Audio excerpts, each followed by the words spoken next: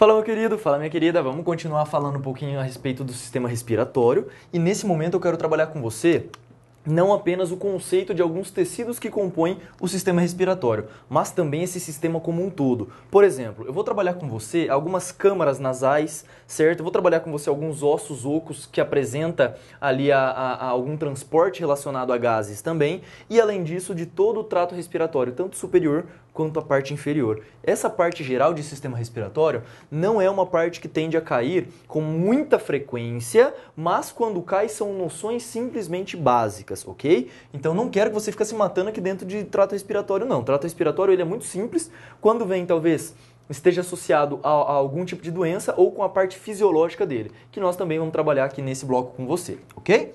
Então vamos lá. Função do sistema respiratório. Em tese, se você for analisar, seria um tanto quanto óbvio a imposição da função do sistema respiratório. Tudo bem, a função do sistema respiratório é oxigenar os tecidos, ou seja, transportar o oxigênio até os tecidos e, consequentemente, exalar, eliminar dióxido de carbono. Só que eu vou além com você, eu vou trazer um nível um pouquinho mais específico para a tua prova. Por exemplo, o trato respiratório, de fato, ele trabalha com essas duas moléculas, ambas sendo consideradas moléculas apolares, tanto o oxigênio quanto o dióxido de carbono. Só que pensa comigo no esquema, ó. Toda vez que a pessoa respira, ela acaba adquirindo alta concentração de CO2. De oxigênio, desculpa. Este oxigênio que chega nos tecidos, ele vai, obviamente, oxigenar esse tecido no sentido de funcionar para quê? Para que será que nós utilizamos oxigênio na nossa vida? Hoje, eu não vou trabalhar com você a parte bioquímica, mas eu preciso te situar que lá na cadeia, na fosforilação oxidativa, ou seja, lá na respiração celular, quando a gente conversa um pouquinho a respeito de carboidrato, eu cito para você a questão do oxigênio funcionando como aceptor de elétrons. Por exemplo, lá na cadeia, nós temos que, na cadeia respiratória, o NADH mais o H+, ele é um agente capturador de elétrons. Este agente que captura elétrons, ele precisa entregar isto para alguém. E geralmente a molécula que ele acaba entregando é o oxigênio. Logo, o oxigênio ele vem ao final se combinando com esses hidrogênios formando água. Portanto, ele tem função fisiológica de aceptor final de elétrons da cadeia fosforilativa, certo? E o CO2, Pedro? Cara, o CO2 ele tem uma função primordial. A célula, ela utiliza oxigênio na sua oxigenação como aceptor final de elétrons lá na cadeia fosforilativa. Legal. Ela se combina com a glicose, logo eu posso chamar uma reação de queima da glicose. Porque o oxigênio ele funciona como comburente nesta situação. Logo, ele queima esta glicose, traduzindo em CO2 e água. E este CO2 ele é um problema quando ele está em alta concentração no sangue. Por quê? Este CO2, imagine que ele seja aumentada a concentração conforme você trabalha. Ao aumentar a concentração, eu tenho que introduzir para você um sistema tampão do sangue, que é o sistema bicarbonato. Em que consiste o sistema bicarbonato? Este sistema tampão, ele pode ir para duas vias, formando CO2 e água, ou ele geralmente é proveniente de um ácido, e este ácido é o ácido carbônico, é o H2CO3. H2CO3. Este H2CO3, o ácido carbônico, ele se divide em HCO3- mais H+. Portanto, vamos tentar trabalhar um pouco com essa reação. Se eu aumentar a concentração de CO2, eu desloco a reação para cá. E deslocando a reação para cá, eu tenho muita produção de H+. E o que acontece com o teu sangue com alta concentração de H+? Você tem uma acidose metabólica. Pensa comigo, por que será que quando você está realizando exercício físico, a sua respiração ela se acentua? Porque o teu pulmão está tentando fazer o quê? Ele está tentando reduzir essa concentração de CO2. E se eu reduzo a concentração de CO2, automaticamente eu reduzo a concentração de H+ no sangue. Pedro, mas por que na respiração aumenta mais o H+ no sangue? Primeiro, porque nós temos um aumento do CO2. Segundo, porque o teu músculo, filho, ele começa a trabalhar sem oxigênio. Você não respira direito quando você está fazendo exercício. Logo, o seu músculo começa a produzir ácido lático. E pela nomenclatura, ácido lático aumenta a concentração de hidrogênio. E aí, ao aumentar essa concentração de hidrogênio, o que o teu corpo tenta fazer é liberar mais CO2. Por isso que você respira com maior frequência. E aí, traduzindo tudo isso que eu disse para você, uma função dos pulmões é gerar uma resposta em relação à acidose metabólica, aumentando-se o nível de ventilação pulmonar. Por quê? Para tentar exalar mais CO2. Essa função é uma função mais específica, mas também a gente percebe que está presente em algumas provas aí, ok? Essa é a noção fisiológica da parte geral de respiração. Tranquilo. E quanto ao trato respiratório, existe toda uma classificação. Este mecanismo, ele se dá a nível sistêmico, ok? Isso daqui já não. Isso aqui é a organização, é a classificação que se tem em relação ao trato respiratório. E hoje, este trato respiratório, ele pode ser traduzido em trato superior e trato inferior. Pedro, o que diferencia essas estruturas? A gente vai ver que entre a laringe e a traqueia. Laringe é trato respiratório superior, enquanto a gente trabalha com a traqueia, ela já entra ali no inferior, ok? Tranquilo. Vamos trabalhar então um pouquinho melhor essa classificação aí do trato respiratório. Primeiro, o trato respiratório superior, ele é caracterizado por 4 estruturas. Primeiro, a narina. Ai, Pedro, mas eu respiro pela boca. Filho, boca é trato gastrointestinal, é abertura para comida, você não deveria ficar respirando muito pela boca. Ai, Pedro, mas a gente respira, eu sei, mas o trato respiratório, em tese, ele engloba a narina. Então, eu vou começar com você falando especificamente dessa cavidade. A narina, homem, tem número de 2, né?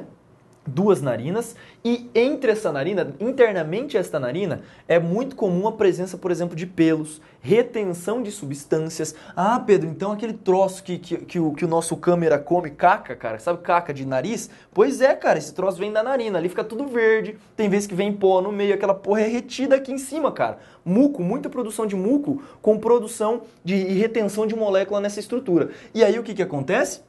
Essa narina, ela fica congestionada, ok? Não me odeie. Pois é, ele tá tentando jogar caca em mim agora, mas tá bom. Narina, então, essa é a função. Uma das funções, reter substâncias indesejáveis quando a gente trabalha em um microambiente dessa forma, ok? Depois, o sangue, ao passar pela narina... Pedro, que desenho esquisito que é esse? Pois é, essa aqui é a primeira abertura, ó, é a narina.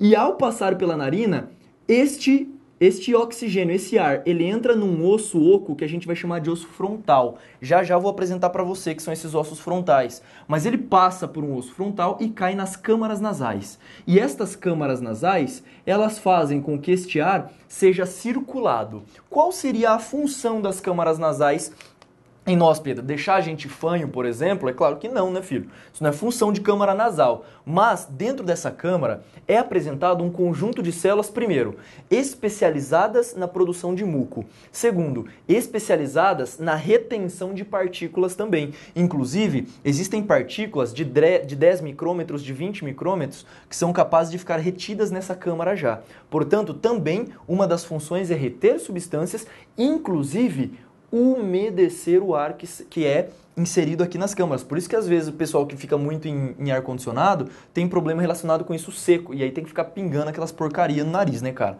Então, o que acontece? Essas câmaras, elas têm função dual. Umidificação do ar que passa por ali e, em segunda análise, retenção também de substâncias. Tranquilo. Ao passar pelas câmaras, pelos seios nasais, que é assim que a gente chama, este ar ele vai alcançar uma região chamada de faringe. E a faringe, ela se bifurca, na verdade, ela se transforma em 3 regiões. Nós temos a orofaringe, a nasofaringe e a faringe mais baixa, que é a parte do gastrointestinal, que vai próximo ao esôfago, que é esta região aqui de baixo. Então, esta faringe, não sei se você já teve dor de garganta, muito provavelmente. A dor de garganta é a faringite, ok? Então, este oxigênio, ele vai passar pela faringe, chega aqui, ele vai ter 2 opções. Ou ele será deglutido com o alimento entrando pelo esôfago. Este tubo aqui é o esôfago. Ele passa posteriormente em relação à traqueia, que a gente vai ver. E aqui nós temos a presença da laringe. Essa abertura inicial faz parte a laringe. E Pedro, o que eu tenho que saber a respeito da laringe? Cara, não sei se está especificamente no seu edital, filho, mas se vier medicina legal, a laringe tem uma função muito boa. Por quê?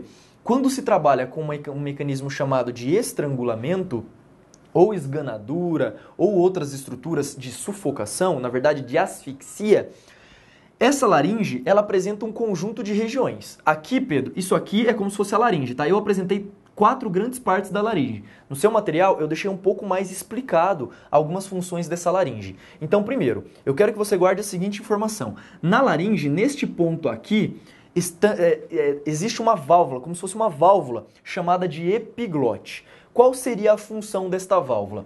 Tampar a passagem de ar para a região do esôfago e quando você deglute, você aumenta, você joga esta epiglote para cima, criando uma estrutura que tampa a entrada para os pulmões. Então, o movimento de deglutição nada mais é do que um movimento de subida da epiglote, tampando de fato esta região aqui, porque em estado de repouso ela tampa o esôfago. Tanto que para você engolir, por exemplo, saliva ou ar, você tem que fazer um movimento de deglutição, ok? Então, tranquilo. Na laringe, esta primeira porção é a epiglote. Aqui embaixo, detalhe, na epiglote é muito comum a presença de uma prega, que aqui você vai chamar de prega vocal. É como se fosse uma porta de abertura aos pulmões. Então é nesta região que se encontra a chamada prega vocal. E qual que é a importância disso? Prega vocal, quando a gente está rouco, por exemplo, é esta região que é acometida. As pregas vão estar... Pedro, mas eu já ouvi falar corda vocal. Pois é, mas aquilo não fica tipo tocando um violão, filho. Aquilo é uma prega, não é uma corda. Então a terminologia mais adequada é prega vocal e não corda vocal. Beleza? Depois, nós temos um osso e este osso, ele meio que abraça. Ele é um dos primeiros ossos, inclusive um osso de importância médico-legal quando a gente trabalha com estrutura de estrangulamento, por exemplo. Esse osso é chamado de osso hioide. No seu material eu coloquei bem bonitinho ele esquematizado. Este osso, ele é fraturado quando há estrangulamento. Então, é muito comum a perícia nesse tipo de osso. Geralmente ele sofre fratura ou ele é parcialmente quebrado no sentido de não quebrar como um todo. Ele apenas desvincula uma parte da outra. Abaixo dele nós temos a parte da cartilagem tireoidea, ok? E depois a cricóidea, ok? Esta tireoide, não preciso nem dizer, né? Ela sobrepõe-se sobre a tireoide. Então, é aqui que fica a região da tireoide. E é esta daqui o famoso pomo de Adão ou o famoso gogó, né, cara? É essa estrutura mais saliente aqui que você pode imaginar. Tranquilos. Então, isto é o que compõe a laringe. A abertura para o trato respiratório inferior. Então, ela é o último elemento do superior. Ela aqui, esta inicial abertura, ela ainda está dentro do trato superior. Pedro, a prova às vezes ela cobra o quê?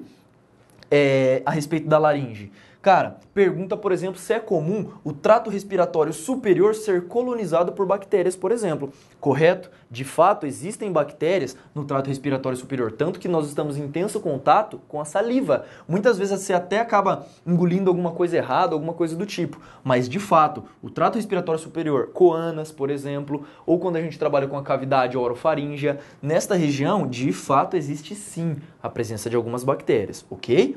E às vezes até alguns fungos também. Já ouviu falar do famoso sapinho, né, cara? Legal. Posto isso, aqui quando a gente trabalha com sapinho, essas coiseiras, tudo pode ser causado por cândida, mas é muito mais comum por algumas salmonelas também, que é bactéria. Então, mas isso não vem ao caso aqui em trato respiratório.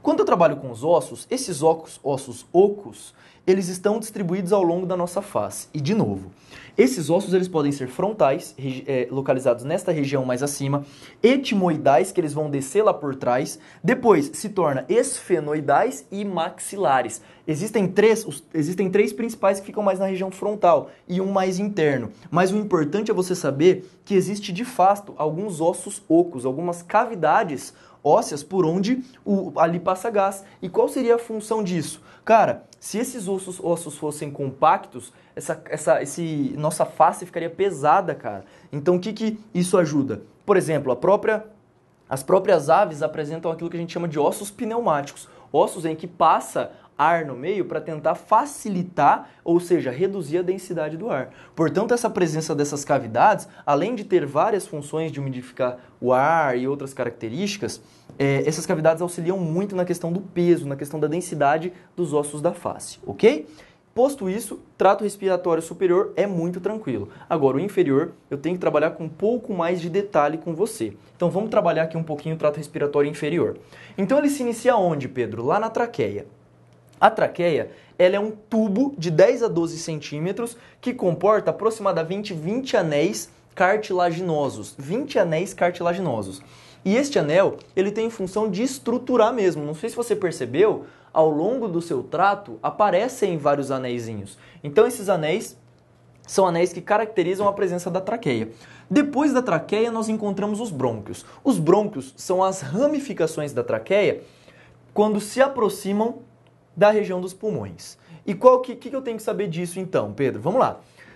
Traqueia dos brônquios vem para os bronquíolos. Nestas regiões de brônquios, bronquíolos e alvéolos, na verdade no alvéolo nem tanto, agora traqueia, brônquio e bronquíolo, já temos, por exemplo, a presença de algumas estruturas específicas. Por exemplo, aqui nós temos o componente celular altamente produtor de muco e também células ciliadas.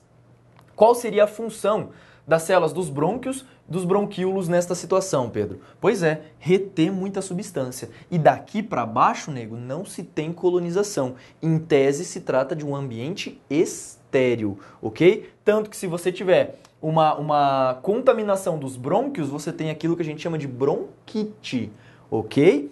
E se nós tivermos, por exemplo, uma contaminação a nível pulmonar mesmo, se tem aquilo que a gente chama de pneumonia, ok? Tranquilo. Então, da traqueia vai para os brônquios, local em que há uma riqueza de células ciliadas e também uma riqueza relacionada às células produtoras de muco. Tudo isso na tentativa de reter, de mandar para fora bactérias e qualquer outro micro-organismo que adentre aquela região. Principalmente esporos de fungos também, inclusive sendo chamado de alérgenos, eles causam alergias, beleza? E por fim, a última estruturinha que são os alvéolos. É nesta estrutura que acontece uma coisa que a gente chama de hematose. Pedro, o que é hematose? É a troca que a gente tem gasosa relacionada ao sangue, ok? Então, nos pulmões, nós temos as microestruturas chamadas de alvéolos. Só a título de curiosidade, filho, os alvéolos, eles apresentam uma superfície, na verdade o pulmão como um todo, todos os alvéolos dos pulmões, se você for esticar, ele corresponde aproximadamente a um campo de futebol. É uma coisa bem grande se você for analisar a superfície de contato dos pulmões, ok? E os vasos sanguíneos, só por curiosidade, se você pegar cada vaso sanguíneo, cada capilarzinho e unir um ao outro, você consegue dar 2,5 voltas na Terra. É muito capilar que a gente tem desenvolvido pelo nosso corpo. E aí vem uma questão dessa na prova, cara, você fica desesperado, fala, putz, como assim? É verdade? Será? E de fato, meu amigo, o pulmão tem uma superfície bastante abrangente por conta dessa unidade funcional que é o alvéolo. Mas antes de entrar em alvéolo, deixa eu explicar então como funcionam os pulmões. Então nós temos aqui em cima a traqueia. Da traqueia, esta traqueia, quando ela se ramifica, ela se transforma em brônquios. Então esses pauzinhos aqui escuro são chamados de brônquios. Dos brônquios nós temos uma segunda ramificação, chamado de bronquíolos. E estes bronquíolos se transformam, aí sim, são um conjunto de estruturas chamados de alvéolos. Então, nós temos 2 pulmões. Eu acho que isso daí você não precisava ser um gênio para saber, né, cara? Temos 2 pulmões, só que talvez você não saiba. O seu pulmão direito, sempre o seu pulmão direito, ele apresenta 3 lobos. Enquanto o seu pulmão esquerdo, ele apresenta 2 lobos. Pedro, por que o pulmão direito ele apresenta 3 regiões e o pulmão esquerdo 2? Por conta de um órgão que você tem voltado para a esquerda aqui. E geralmente você não vive sem ele não, cara, que é o coração. Então o coração fica localizado mais voltado para o pulmão esquerdo em uma região do peito atrás do externo. E esta região é chamada de região do mediastino, ok? Que é a região em que acomoda o coração mais próximo ao pulmão esquerdo. Sem muito problema em relação a isso. Esses pulmões, abaixo desse pulmão, existe um músculo, cara. E este músculo é chamado de diafragma. E já já você vai entender qual que é a importância. Este diafragma, ele funciona como se fosse uma alavanca. Ele se contrai e quando ele se contrai, ele puxa uma membrana que envolve os pulmões. E o nome dessa membrana é pleura. Esta pleura, quando o diafragma puxa essa pleura para baixo, ele cria uma pressão negativa aqui dentro dessa região, fazendo com que os pulmões se expandam, ok? Então, bem legal essa parte fisiológica aqui. Nós temos aqui dentro do alvéolo também, se eu fosse dar um zoom nesse pulmão, eu teria apresentado aqui o famoso alvéolo. Em que consiste o alvéolo, Pedro? O alvéolo é uma superfície de contato com um capilar, essa parte vermelhinha aqui seria um capilar sanguíneo. Este alvéolo, ele apresenta uma substância que facilita a troca de gases, chamada de substância surfactante. Este agente surfactante ele facilita a troca gasosa. E aí o oxigênio cai aqui e facilmente se difunde para o capilar, enquanto do capilar sai CO2 e cai aqui na cavidade. E assim eles são trocados, eles são constantemente eliminados. Então o oxigênio se liga aqui e o CO2 sai. Isto a nível de alvéolo. Lembrando, amigo, que esse capilar que passa aqui é um capilar que passa algumas hemácias em fila indiana. É uma atrás da outra, é um capilar super fininho. E é claro, é um monte de capilar que passa por aqui, muitos capilares. Portanto, nesta superfície circula muito sangue mesmo, ok? Bastante atenção quando vier esta classificação para você. Agora, deixa eu trabalhar com você a fisiologia da respiração, mas para isso a gente vai ter que entender, lembra desse desenho aqui. Eu quero que você guarde muito bem para depois você entender por que quando o diafragma se contrai, nós temos pressão negativa e aspiração. Então vem aqui comigo. A respiração, ela acontece em duas etapas. A inspiração. Pedro, em que consiste a inspiração? É a trazida de ar para os pulmões, enquanto a expiração é a expulsão de gases dos pulmões. E aí como que funciona? Na inspiração, nós temos que o diafragma se contrai. Esta contração do diafragma faz com que gere a pleura, que é uma membrana do pulmão, ela seja puxada, gerando uma pressão negativa. Esta pressão negativa faz com que os pulmões se expandam. Tanto que se você for analisar, não sei se você já ouviu esse termo, mas existe um termo médico chamado pneumotórax. Pedro, o que vem a ser pneumotórax? É quando entra oxigênio nesse vácuo que existe entre essa membrana da pleura e os pulmões. Se entrar oxigênio ali, essa pleura vai se puxar, mas como já tem oxigênio ali, o pulmão não é puxado. Essa pessoa morre sufocada. Então, pneumotórax ela é, inclusive, hemotórax, que é a presença de sangue nesta cavidade da pleura. Não se pode ter essa característica, ok? Inspiração, então, contração do diafragma. Enquanto na expiração, o diafragma relaxa.